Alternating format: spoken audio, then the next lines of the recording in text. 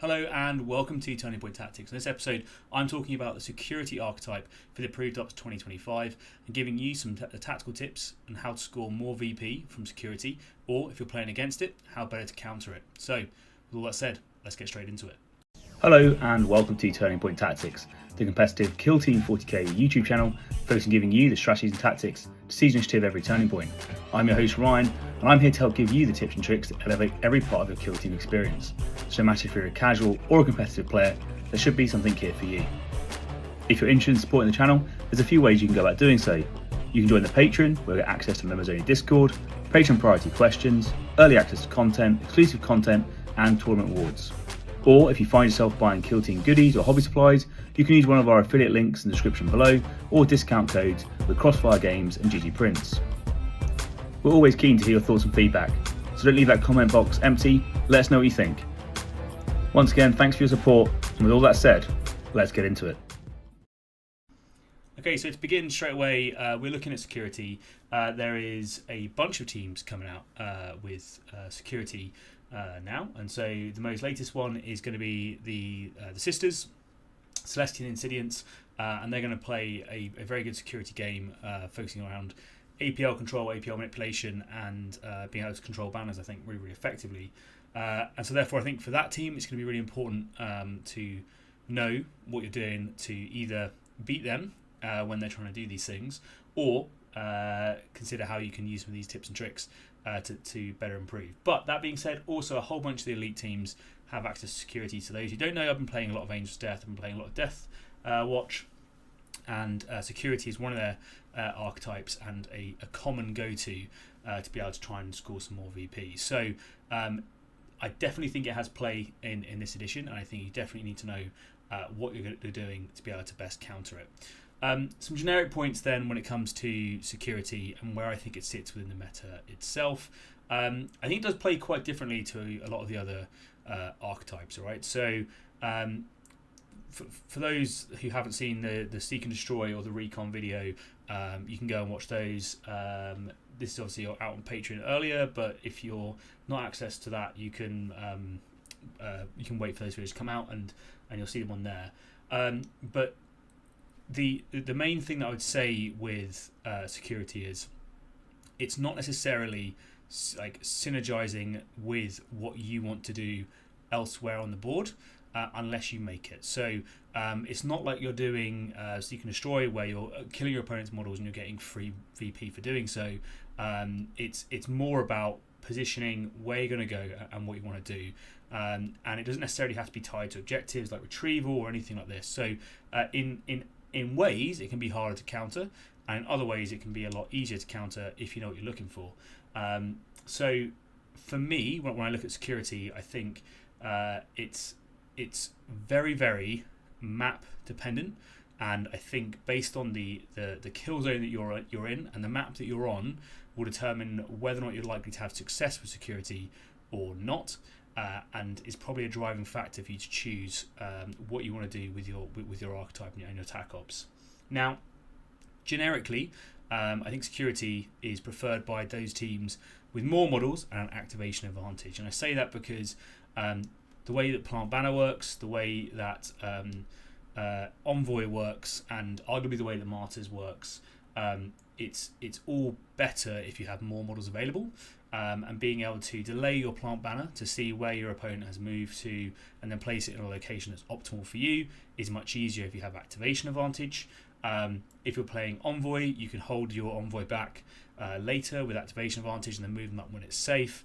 And if you're playing Martyrs and you need to lose models, well, you're happy to lose more models if you have more models to lose, right? Whereas if you only have, say, 5 models, losing one to be able to score points is maybe not necessarily the best game plan. But yeah, so I think kill zone selection is really, really important when it comes to this. And although, as I said, you are probably favoured if you have activation advantage, I think that elites can absolutely make this archetype work with Plant Banner. And in some niche cases, you might be able to make Envoy work. I wouldn't recommend Martyrs personally.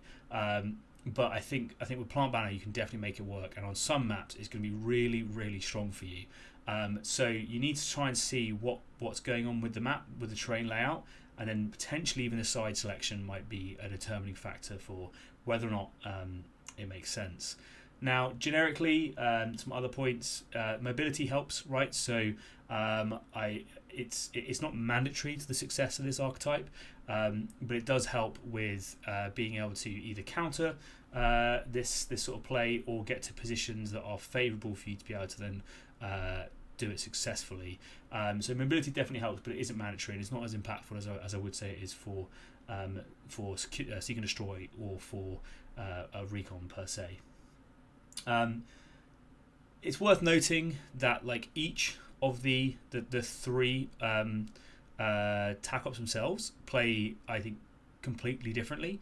And I'll talk about them in detail, but it's worth noting that you can't have a sort of standard game plan that's going to be applicable to all three. You know, like they are very, very separate and very different game plans, and they're going to favour different teams differently. So it is worth noting that, and being aware of how different they are is going to help you be able to play better.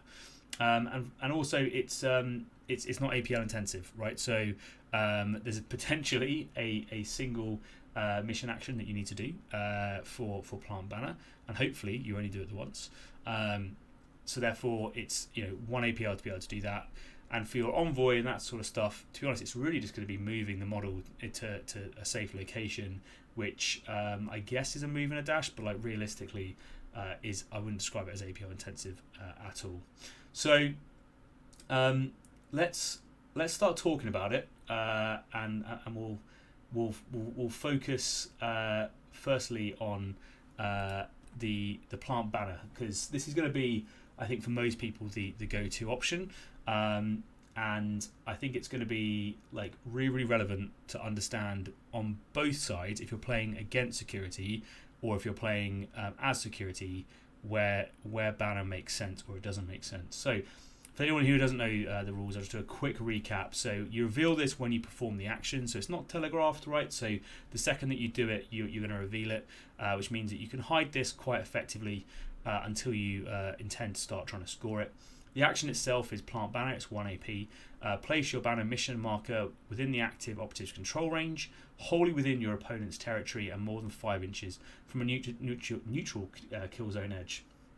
Operatives can perform the pickup marker action on your banner mission marker. An operative cannot perform this action during the first turning point while within control range of an enemy operative, or if a friendly operative has already performed this action during the battle. So essentially, you're going to place one token down. That token can be moved subsequently, and you'll notice in the scoring that you can position it in places to do so. But a quick caveat: you can't do the pickup marker action and the drop marker action in the same activation, and you're not going to be doing the Plant Banner action again. So it's just worth noting that it's harder to move these things around. You'd have to wait till a counteract to be able to do that. But victory points at the end of each turning point after the first, if your banner mission marker is wholly within your opponent's territory and friendly operatives control it, you score 1 VP. If that's true and no enemy operatives contest it, you score 2 VP instead. Note your banner mission marker must be in the kill zone, not being carried to score. So some technique, you can pick it up and you can drop it so that it's now within 5 inches of a neutral kill zone edge and still be scoring your points for it. But note, as I said, that you're going to need that full activation and then a counter action to be able to achieve that, which might take you a bit of time.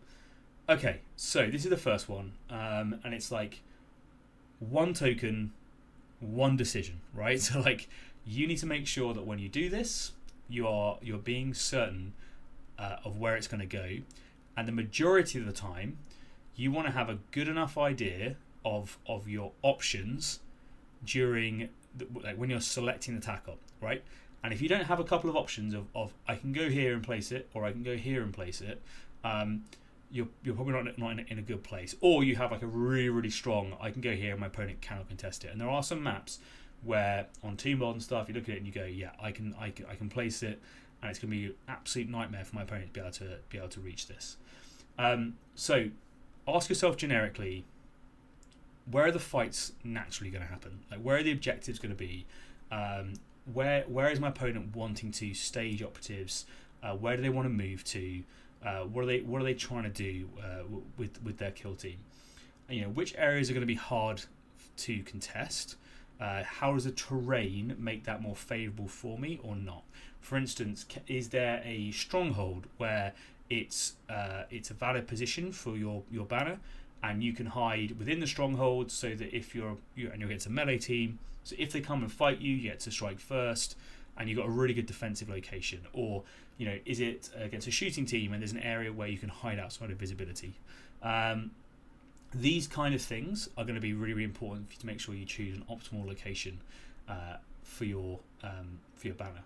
And I think failing that, you can always just go for like a double down, where you say, I'm going to push so much pressure onto a single location and go all in, that you can force a game by saying, I'm going to put my banner on like the central objective with crit up and all that sort of stuff, and I'm going to score 3 points unless you come contest me, and I'll try and raise you on crit up. I personally don't like that game plan. I think if you're doing that game plan, you're probably better off taking like Dominate or something similar, because you have a better option of being able to score points doing it. But hypothetically, that is an option if that's something that you wanted to do.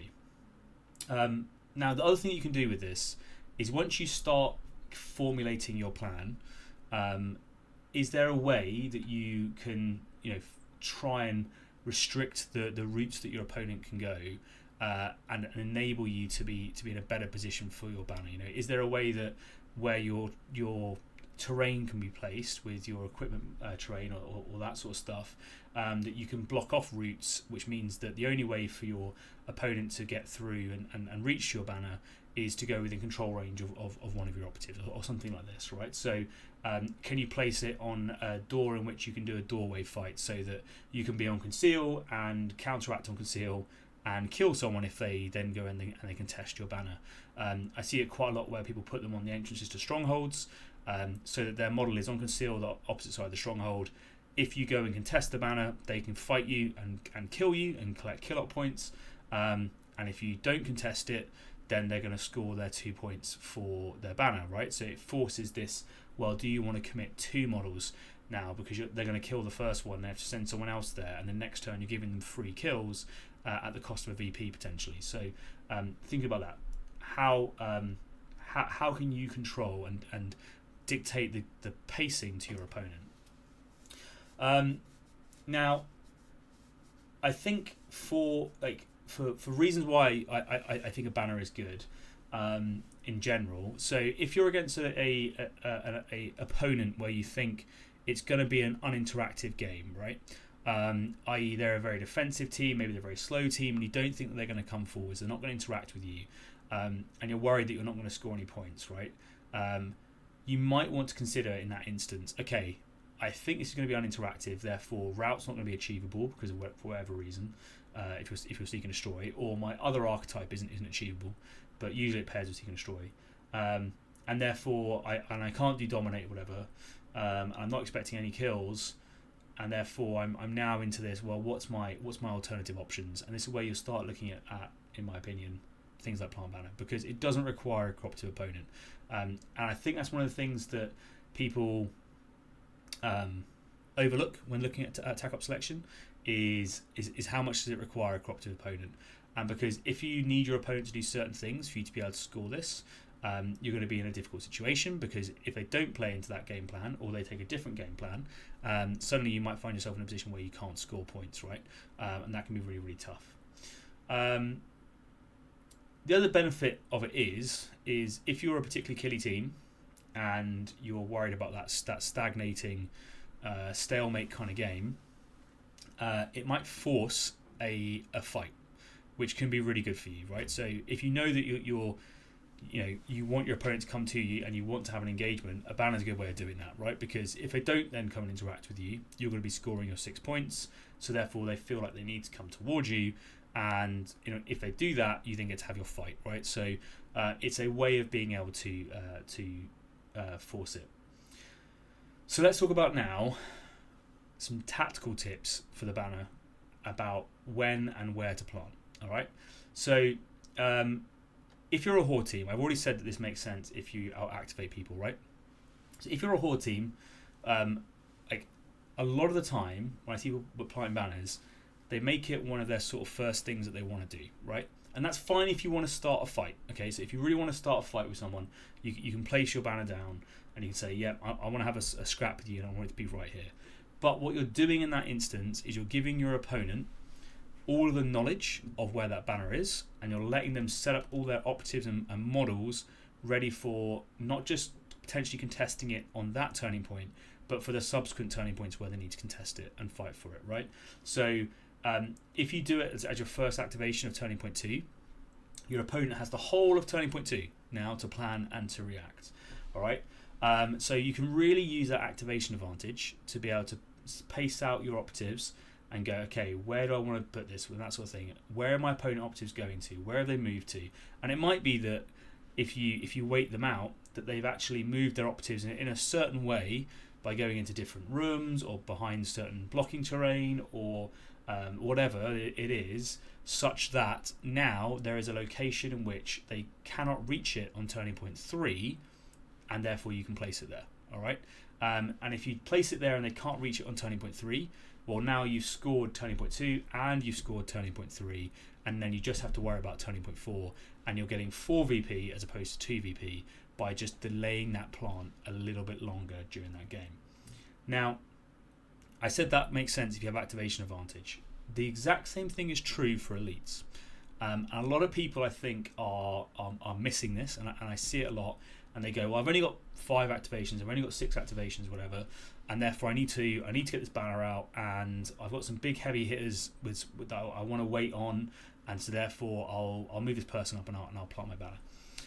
And the issue that I just articulated is so true, particularly against 2 APL teams, because now they're like, okay, I see where your banner is, I'm going to start maneuvering my entire team ready to counter that, and they will then be ready in turning point 3 to do exactly that. Whereas if you wait and you wait for a counteract, you get to have all the information of where your opponent has moved, and you get to see where they're going, and then you get to be able to respond accordingly. Now, there's some risks with this. You know, if you are in a position, so I mean, some elites can double counteract and can just solve this anyway. Some elites can just plant banners in control range. Fine, but a lot of teams can't. So, but the main thing I'd say is that you can place your models out, and if you give yourself a couple of options, right? So I'll often have a model that's able to plant on the left flank, on the right flank, in the center maybe, wherever it is. I'll give myself a couple of options, and then I'll just wait out and see where my opponent is moving to, and I'll wait out and see where the last activation is going to be, and then based on that knowledge, I then go, okay, I'm now going to plant my banner over on this side or in the middle, wherever it's going to be, and then I'm going to use that to my advantage, such that I now have the best optimal position for my banner, and my opponent isn't set up specifically to counter that one location. And that's a really common mistake I see people making, is putting their banner down too quickly and giving that information to me as the opponent, and then I have an entire turning point to set myself up to be able to counter it. Whereas doing it on a counteract means that I have no response to be able to do it. So let's talk about where to plant, because this is what is I think it comes into this as well. So vantages, right? So if you're in Volcus, a lot of the advantages you can place a banner on, and it becomes really difficult for your opponent to be able to climb up and reach it. If your opponent hasn't taken ladders, or if it's a vantage where you can have ladders and you can access it and they can't, or your team has access to some sort of mobility buffs that mean that you find it easier to climb, or whatever it is, right? Or you have fly or whatever, you can potentially reach a location by using that information on turning point 2, as I said, where you wait people out, or you do it during a counteract and you place it on advantage, and then your opponent now doesn't have the move potential in turning point 3 to reach it. They whatever they do, even with an APL buff, even with it, like, they cannot reach it, because for the 4-inch climb or the 3-inch climb that they need to do means that they are outside of the range to be able to achieve it. And now you have a completely uncontested 4VP, because you're going to get it at the end of turning point 2, and you're going to get it at the end of Turning Point 3 as well. I should probably also say that another benefit of delaying is, like, if your model dies in Turning Point 2, you won't score any points, whereas if they have one activation to kill your model, they're less likely to do it unless it's a very killy team. But anyway, I digress.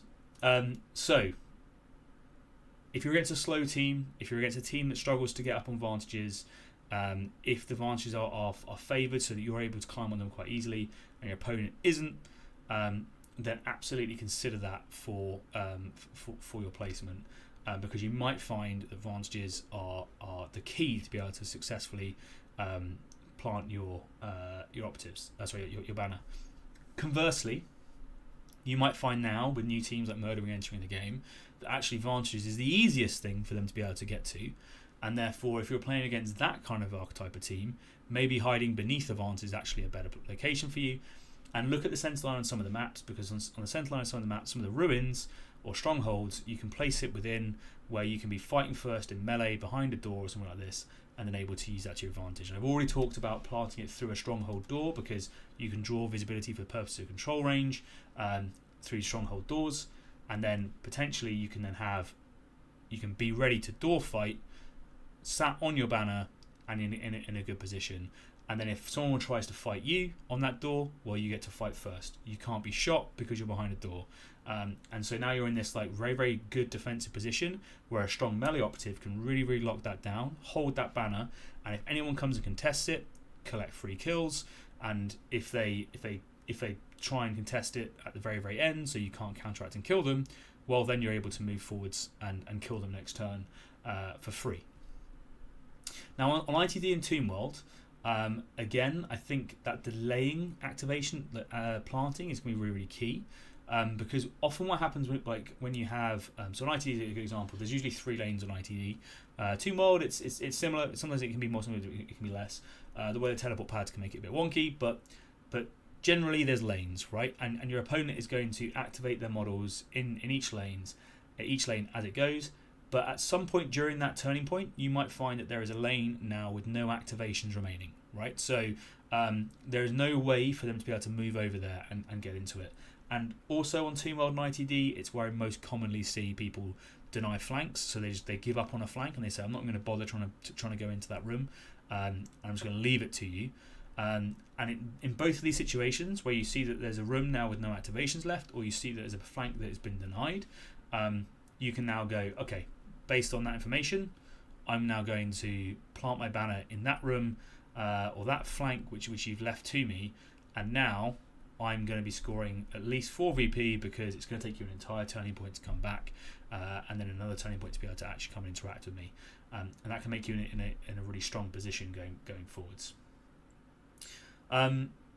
Some generic points of caveats is, and I get, again, this is for me why delaying I think is useful. If your opponent thinks that maybe you're playing Seek and Destroy, maybe you're playing Steal Intelligence, what other examples are there? Like, I don't know, but maybe they think you're playing a different archetype. They might be playing differently to how they expect. They might not be giving you free kills, right? Because they might go, oh, well, I think you might have route, so I don't want to push up and give you route, so I'm going to play really defensive. And because you haven't revealed your attack up, they don't know what to do, right? So maybe they play a really defensive turning point 2 because they're expecting you to be playing a rush down game, and then suddenly they realise, oh my god, like you play plant banner, and I'm now completely out of position. So not giving away too early, that as well is going to be is critical to not giving your opponent that information to be able to counter it. So just be aware, the second you hit that plant banner, you're now no longer threatening from your opponent's world of not knowing a Seek and Destroy or a Steal Intelligence tack up, and therefore they can maybe play more aggressively, or they can start making different decisions based upon it. So them not knowing is in itself a strong ability to avoid what they might want to do. Okay, generically, contesting the banner is very easy, right? So just be aware of that. It's again why I prefer advantages and that sort of stuff. And I guess there's a bit more to the vantage tech that we can go into. So on a lot of the vantages, depending upon where you place, because enemy models can't move over your base, if you place it so that there is a less than 25mm gap, or whatever base size your opponent is on, between you and the wall, they have to climb up and around to be able to get onto the base, and it requires a lot more movement potential to be able to do so. So just be aware of that as well. And you can sometimes place the banner such that it's in a corner with your model offset slightly, so that if they try and get on the vantage, they still can't actually contest the banner because they can't get close enough to it. And to be on the banner, they have to be on your model's base, so they have to kill the model that's on there first to avoid contesting it. Hopefully that makes sense. Essentially, you're using that advantage of where you can place it on the vantage to stop them being able to get there. But contesting it is generally pretty easy on the kill zone floor, right? So if it's on the kill zone floor, your opponent's going to be able to probably contest it, and they're going to try and do that because it's the easiest way of denying you VP rather than killing you. Or if you put it in a place where you can be shot, they just need to kill that model, and as soon as they remove your control, then they're going to be able to get on there and do the same thing. So just be aware of that. Like, denial in that respect is usually pretty common. Just be aware and cognizant of any enemy operatives that can increase APL control, reduce APL control when it comes to markers. If they can make it so it costs more action points to be able to do a mission action, they might be able to make it so that you can't place it during a counteract. These are the things that you have to be careful of, that people might be able to do against you to be able to deny these points. The other one is, and this is a big risk, is any team that can steal your banner. Now, some teams have the ability, regardless of APL control, pick up and take banners, and the examples are Harkin Salvagers, Kroot, and Ratlings can all do this, and they can just turn up and just take your banner and remove your ability to score by doing so, and that is horrendous, right? So if you're against one of those teams, I would say unless you can place it somewhere where they aren't going to be able to touch it, don't take this tack up, because all they need to do is just move on there, spend a CP, and then they've denied you 2 VP, and if it's your primary op, they've denied you 3 VP, and that's going to really, really hurt you. So just be aware of that. Like, you can ask your opponents those questions during the setup step, but right now, as far as I'm aware, it's going to be your Ratlings, it's going to be your Kroot, and it's going to be your Harkin Salvagers that can do exactly that. So just be aware of it. It's terrifying. Okay. I've talked really about the fact you can't pick up and place in the same activation, so I have covered that. Now, next bit is if your game plan is going to be putting a banner forwards and you're against a shooty team, so you know that you're going to get shot more than you're going to get meleeed, consider where you can potentially or the equipment that you can use to increase your ability to control that objective and control that banner, right? So for me, that's going to be things like smoke grenades. You might be able to use that to your advantage, where you can go, yep, I'm going to move up here, use a smoke grenade, and then give myself a durability buff. And as I said before, if your opponent is trying to kill you in a single activation at the end based on your banner, if you're obscured, it's going to make it significantly harder, and that's going to potentially help you. You can also think about barricade placement. You can put a barricade on the center line. You can put a portable barricade that you can move forwards into a position maybe that's better, so that you're now not exposed from vantage by heavy cover on one side, and if someone tries to get the flank on you, you've now got portable barricade on the other to be able to mean that you can't be shot from either side, and that means that they have to come closer to you to be able to fight you. Another thing to consider is, like, if you're against a melee team, is stun grenades. Being able to move up onto your banner. If you can stun your enemy, potentially they're not going to be able to have the APL to control it, and therefore you're going to be able to take it away from them as an option if you can't reliably kill those models. Okay.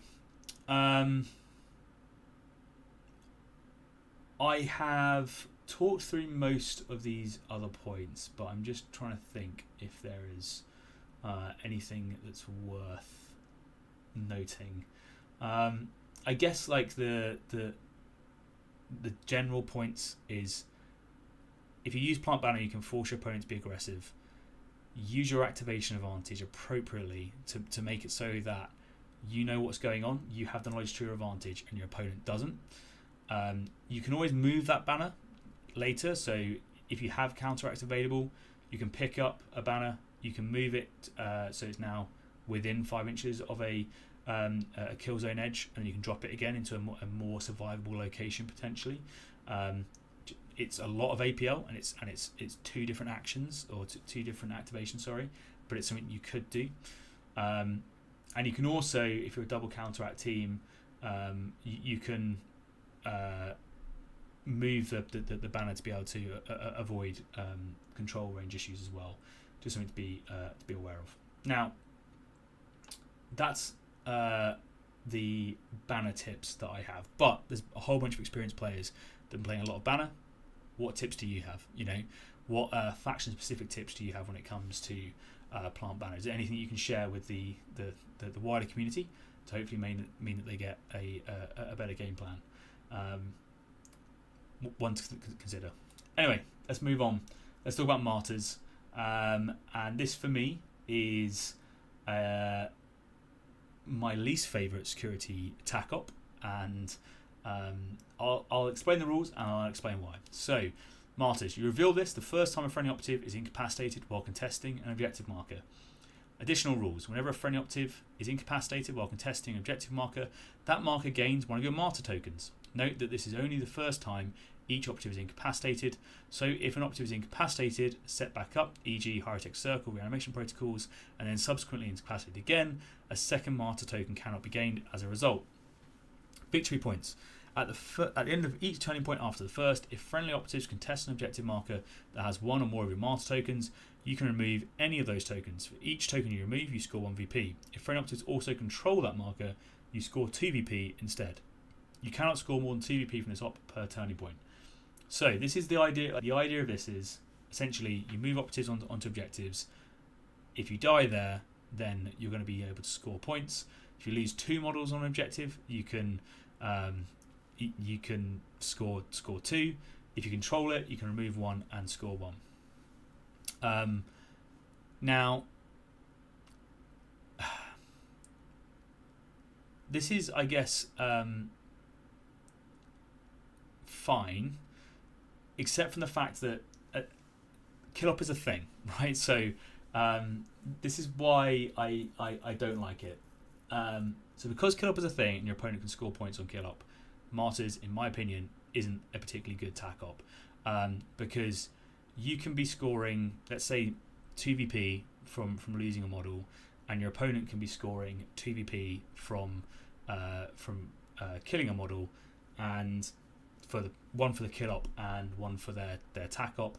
And the difference is that if you rinse and repeat that, you have less agency over the game and less models available at the end, and you're both scoring at the same rate, and then they can potentially be getting a buff on kill op later on for having killed more than they've lost, or have a higher kill grade than you, and then you're in a really difficult problem. Now there are some people that are going to be able to play this better than others. I think High-Tech Circle is an example of a team that actually can play this quite well, because they can essentially afford to die once and give up a martyr token, and then they can come back and still have a model alive, but they haven't necessarily fully given up one of the things. But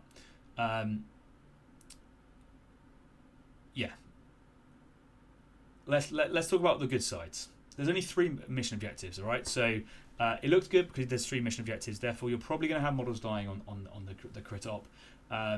And if you're doing a end of turning point scoring objectives where you need to have models controlling objectives, you're probably going to be leaving models on objectives anyway, and therefore by doing so, you're now forcing it so that you're at least going to score something.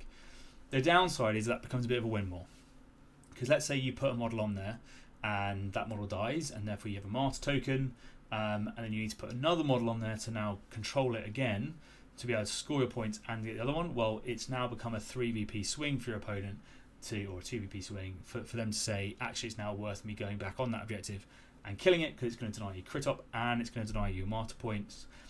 And then sure, you then go, well, actually, because you killed 2 people on it now, I get 2VP. And they go, cool, I've got 2 points on my kill op, and I've got the crit op, so I'm happy. So just be aware of that. But ideally, like, you want to try and force these negative trades to people. So if there's ways that you can do it, and I think maybe the New Sisters is a team where this is interesting, because they a lot of their mechanics come from dying. Maybe the additional buffs that you get from losing that model becomes worthwhile, but I'm not necessarily convinced. Maybe that's just me. So how to play it though? You need to plan your model losses, right? So you need to think about when you're going to put models on the objectives. It needs to be in a situation where your opponent wants to kill them and feels obligated to do so, but it doesn't cost you too much. So it needs to be a valuable piece that's on your team, but not so valuable that you're going to lose the game. I don't know many teams that are like this, because just like FYI, when I play against this, generically what I do is I focus on killing everything that is not on an objective marker as quickly as possible, and then once they're all dead, I then kill the stuff that are on objective markers. Because if you're on an objective marker, you're probably in threat range of a lot of stuff, and you're now exposed, and so it kind of telegraphs what you're trying to achieve. Now, the way in which it can become valuable for your opponent to kill you, but not such that they like it's too much for you to lose, is, I guess, in certain missions. So like if you're in a 2 APL mirror match, right, and you're playing like a loot mission, and you've got a model that's on that objective, well, your opponent wants to stop you from looting, so they want to move on, they want to try and kill your model, but they therefore can't afford to leave it, because you're going to go up on loot and therefore crit op points. So they now might want to be forced to kill that model based on the crit op. Or if it's towards the end of a turning point and you move on and you're going to score, say, transmission, or you're going to score state claim, then they might again be forced to try and kill that operative, because they realise that they sort of have to do it, otherwise it's going to be too much of a bad deal for them otherwise. So it's kind of like, can you make it so it's a bad trade for them and have that mentality going into it? And like the example with loot is, by putting that model on that objective, if you win initiative, you loot, you go up on your crit op, and then maybe you go off and kill someone, I don't know. And if you lose initiative, your opponent has to kill you, but they don't have the APL now to take the point. So now you've started a trading game, and you can now start killing them. And at the end of the turning point, as long as you control that, you're now going to be able to get your 2VP for controlling it with a minimal loss in investment. So that's how I think it plays. And again, like the big danger is if you're playing against a seek and destroy team, if you're playing against an infiltration team, and you find out that they've got steal intelligence, or they've got dominate, or they've got route, whatever, and they're scoring tac op points and maybe primary op points, and it's helping them with like the kill op as well, then you've got to be really careful with that, because you've got to be in your mind constantly balancing where you are on your kill grade with where they're on their kill grade, and how many points they're getting as a result of their tac ops. Because if you're trading like 2 points for 2 points, that's fab until you get to the end and they go, my kill grade's higher than yours, I get an extra point, and they're going to win by 1, right? Because like if they max their tac op and you max your tac op, and they now max kill grade, well, like what was the point? So just be aware and be careful of that going into it, because they can quite quickly score very, very, very quickly. And yeah, so just be aware. And you lose board control as well, because you're losing models, right, every time it happens. Now, I think there's some teams that do this well, like Higher-Tech. It's worth noting they have the ability to control objectives with their models. I think that still works, and they can essentially lose a model that when then reanimated later means that they've not really lost anything. I mean, their model might be injured or something, but they've not fully lost the model as a result. So they can play around it, right, where they can use that reanimation to give them some points and then come back from it. But it's still difficult. The other thing, and this is like my reality check, and I said this is why, like, one of the reasons why I like Plant Banner is it doesn't require a cooperative opponent. If you're against someone that's playing Retrieval, or even Dominate, or even Steal Intelligence, really, they can score all their points on turning points 3 and 4, and they are not going to worry about it, right? And therefore, they might let you stick a whole bunch of models on these objectives on turning point 2, and go, yeah, you can go up on turning point 2 if you want, and I'm not actually going to interact with you. I'm not going to be cooperative. I'm not going to give you your kills, and therefore you're not going to score martyrs. In fact, I'm going to kill models that aren't on objectives. I'm going to do other things so that I'm going to leave you to it, essentially. And if they do that, you're immediately down 2 VP. If you take it as a primary, you're immediately down 3 VP, and then they can then catch up with you later. And you still have to plan as if you're going to control that point. You still have to have models on the objectives, which means that for those sort of tac ops and archetypes, they're able to potentially kill you later on and get the same amount of VP as they would do having left you there. But you're now down 2 VP because you're forced into scoring each turning point. So I have big concerns when it comes to martyrs.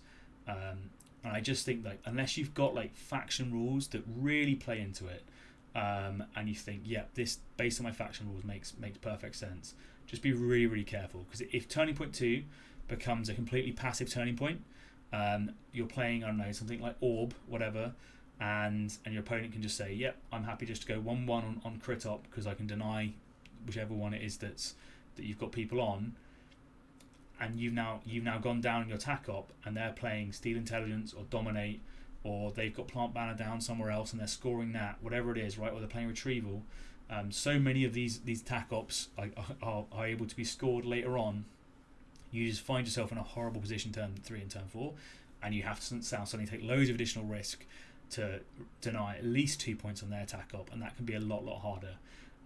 So one to be aware of. Caution to those that want to play martyrs, personally. Okay, finally when it comes to security, let's talk about envoys. So you reveal this the first time you select an envoy. The additional rules is, as a strategic gambit, in each turning point after the first, select one friendly operative to be your envoy until the ready step of the next strategy phase. You cannot select an operative you selected during a previous turning point. Victory points. At the end of each turning point after the first, if your envoy is wholly within your enemy territory and not within control range of any operatives, you score 1 VP. If it is true and your envoy has not lost any wounds during that turning point, you score 2 VP instead. Okay, so where do I think envoy is good? I think envoy is really good if you're a high activation team, and you can particularly wait out and see how a turning point is going, and therefore how you can react to it, because essentially, you know, your opponent can shut down envoy quite quickly by either charging you or by doing damage to the envoy, because if it's lost any wounds, or if it's in engagement range, then suddenly, control range, then you're not going to be able to score it, right? So you really want to have that activation advantage to be able to wait out and go when you want to. So I think for that reason, often it's not good for elites, unless you're in a. The only time I think it makes sense for elites is if you're on ITD or Toon World, where you can use guard really effectively, to be able to potentially lock down where your opponent can come and counter your envoy, and you're able to sort of bias one flank or the other. And that's where I probably suggest like it's best, but in that scenario I still think you're better off using Plant Banner generically, because of the way Envoy goes. It becomes much harder on turning point 3 and turning point 4. But a good point about it is it doesn't require a cooperative opponent, right? So if you are a large activation team and you're going to be going nice and slow, you can potentially wait out and say, yep, cool, I'll let you do your thing, and then my last activation is going to be able to score it. Now, your opponent knows that it's coming because it's a strategic gambit, so it's telegraphed, right? Everyone knows what's happening, but you can then say, yeah, I'm going to do this, and I'm going to use my last activation to be able to move and achieve what I need to be able to do. Generally, when it comes to board and matchup considerations, if you're a Horde team, I think it's worse on ITD, because of the prevalence of guard, because of the prevalence of hatchways. It makes it really difficult to potentially move up and control areas. Now, potentially with the teleporting abilities on Tomb World, there's an option there to be able to use that. But again, guard can be set up so that if you teleport into a room, someone is watching it and then they can shoot you, and if they do any damage to you, you're going to lose points. Or if you get charged, you're going to lose points as well. But just something to be aware of. I think because of the way it scores, and you need to be able to get hold of your opponent's territory, the wider boards, so where there's less distance between your deployment zone and the halfway line, is generally better. If you know that you're playing against a slow tempo team that's potentially going to be trying to not rush forwards, and you can have a particularly delayed turning point 2, and almost ideally, if you're playing Envoy, you kind of want like a nil interaction on turning point 2, right? Where nothing really happens until maybe the very last activation. And if you have the ability to move a bit faster, then obviously that helps because you can be further away. And if you're a very fast team, you might be able to do quite well on the short edge maps, because you can be so much further away in depth away from your enemy. And if that means you can still reach and get to where you need to go, then that's good. Something to be aware of though is route blocking, right? So if your opponent is aware that you are trying to score Envoy, and there's only a certain few routes where you can actually go, they can potentially put operatives so that if you were to try and move an operative through that route, you have to go within control range, which means you have to kill the operative first, so they can use that. Additionally, if the equipment is laid out in a way that blocks certain routes, then you might not have the movement potential to be able to get there. And a combination of like operative blocking with control range and those route blockings can make it really difficult for you to get the operatives through that you need to. Now there is some counterplay to that, which we'll go into shortly. But generically, as I said, if you're on an open board with no access to guard, and it's a wide board, then you're probably in quite a good place, particularly if you're against a slow team that you're playing against. So if you're against, like, say, Plague Marines, which only have a 5-inch movement and they're a low activation count team, well, you're probably going to out-activate them, therefore you're going to be able to move up and get around them. Or, you know, if you're against a 2 APL team that's you know, maybe doesn't have the threat ranges and that sort of stuff, you might be able to do the same. Now, it's worth noting though that, like, you should be very careful about what teams you play against with Envoy, because some teams are just so fast and can be so aggressive that they will play directly into your, like, or in a counter to the way in which you want to be played. So be careful, like Goremongers, because their threat ranges are humongous.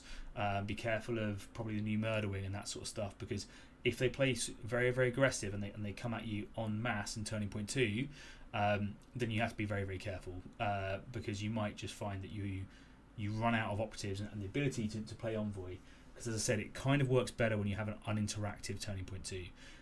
So it's worth noting that if you're playing against Envoy, actually playing an aggressive turning point can work quite well for you, because of the effects it has on turning points 2 and turning points 3. But yeah, so just be careful of those melee teams that can flood that mid board and really start removing the safe zones in turning point 3 for your Envoy, because A common mistake that I see people make is they plan turning point 2 really effectively, and they know exactly what they're doing for turning point 2 when it comes to their envoy, but they haven't thought about turning point 3, and they haven't thought about turning point 4 until they start turning point 3 and turning point 4, and really that's too late. So you need to have a game plan of who your envoy is on turning point 2, who it's going to be on turning point 3, and who it's going to be on turning point 4, and a few options, so that you can stagger those operatives, keep them safe, and then move them forward when you need to be able to score it, and noting that you have to try and keep them protected, which is why I said it makes sense to try and have a very uninteractive turning point 2, because it means you have more operatives to choose from, and the more stagnant the board state is, the better that is for you, right? If you have loads of casualties, there's loads of fighting happening on turning point 2, then you might find yourself in a position where you have to choose a suboptimal envoy pick, and now your opponent is able to go, okay, well, based on the fact that you've got these guys left, I can now threaten all of the available people, and now it's coming down to an initiative roll, and now you're worried, like, okay, well, if I lose initiative, I've chosen an envoy, and that's the first person they kill, and now I've lost those points, and I can't regain it, right?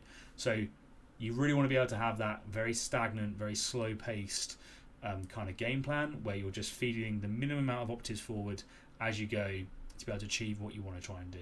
And then you have that game plan for TP3 and TP4, so you don't just get flooded by enemies and threat saturated, and I guess risk what's coming forward, whatever. Another issue potentially with Envoy is you can be giving away free kills, right? So if you're sending operatives forwards to be holding your opponent's territory, it's worth noting that like they are going to be vulnerable in the next turning point, and therefore you potentially are slowly feeding them kills. But if you do that at a rate of like 1 a turn, you're probably okay, but just be aware of that. Like, how is it affecting your kill op? How is it affecting their attack ops? Are you giving them seek and destroy points? Are you giving them steal intelligence points, whatever, by doing this? And are you then losing the game because you're just trading VP and even rate whilst going down on kill op? Something to be aware of. And you can also create hiding points for opponents, right? So if you've got those operatives and they're in your opponent's territory, they can potentially charge them, wait there, and then force you to either fall back, or if they can restrict you from doing that, maybe then punish you in future. But when it comes to how to get better at playing Envoy, I think it's worth really using that activation advantage as best as you can. And I think you can do some really good last first activations. So if you're on a mission that favours it, or you're on a map that favours it, whatever, or you have a particularly killy operative, you can make, for instance, your melter gun, your last activation, potentially your envoy.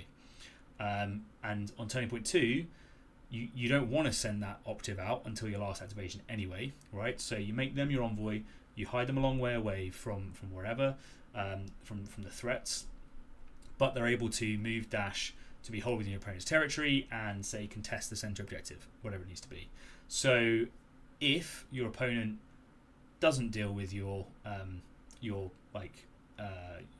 melt gun and they wait out, then your last activation can be a move dash and you melter gun the person that's contesting the objective. You get a kill up point, you score your 2 points of envoy, happy days, everyone's a winner.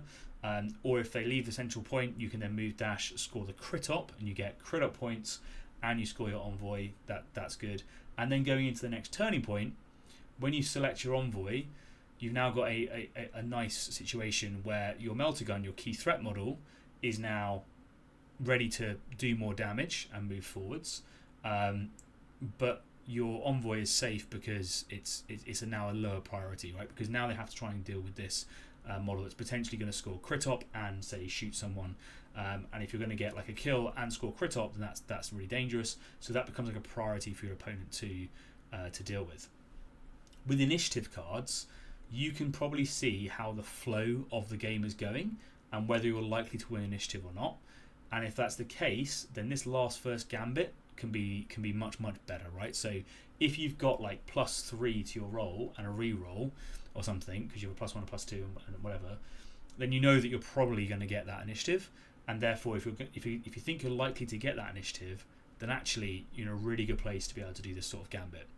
If you don't have these things and you're likely to lose initiative, then I would suggest not using that, because now you're going to throw away a key piece. So looking at who's had initiative when is a really important thing for when it matters, and I think you want to plan for both of those eventualities. So what's your, okay, I'm not going to get initiative on the following turning point.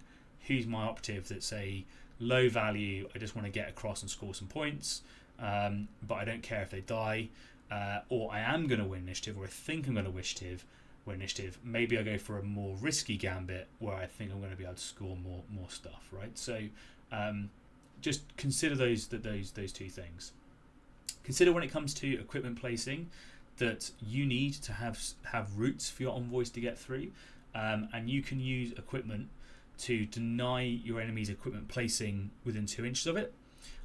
So you can potentially put down some equipment that says you can't now put a razor wire here to give yourself a clear route forwards into their territory. And that 2 inch bubble is usually enough, right? Because you just need to get hold within the territory.